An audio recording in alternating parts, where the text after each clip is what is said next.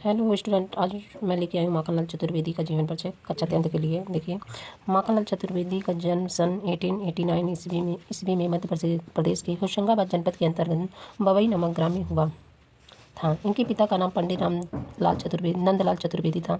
वह एक कुशल अध्यापक थे। परिणामतः माखनलाल चतुर्वेदी की शिक्षा दीक्षा अपने पिता की देखरेख में हुई थी। इन्होंने विद्यार्थी जीवन में ही तुकबंदी प्रारंभ कर दी थी। इनकी औपचारिक शिक्षा अधिक नहीं चली। घर पर ही इन्होंने संस्कृत, बांग्ला, गुजराती और अंग्रेजी का अध्ययन किया।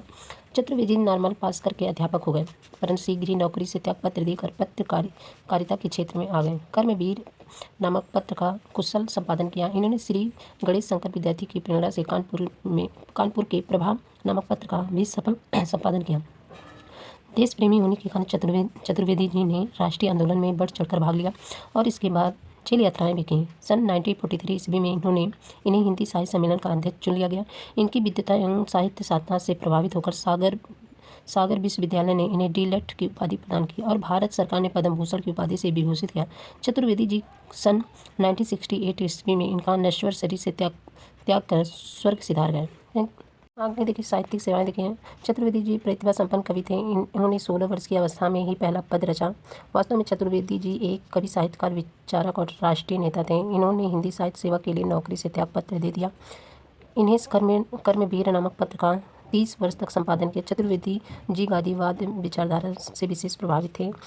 इनके काव्य में देश प्रेम की भावना कूट कूट कर भरी हुई थी। इन्होंने काव्य के साथ साथ नाटक, निबंध और कहानी साहित्य की भी रचना की। इनके आगे कृतियाँ देखिए। चतुर्वेदी जी के मुख्य काव्य संग्रह हिमकृतनी, रामनवमी, हिमतरंगिणी, माता, युगचरण, समर्पण, बेडुलो बूझे धरा आदि साहित्यिक देवता भावात्मक निबंधों का संग्रह है।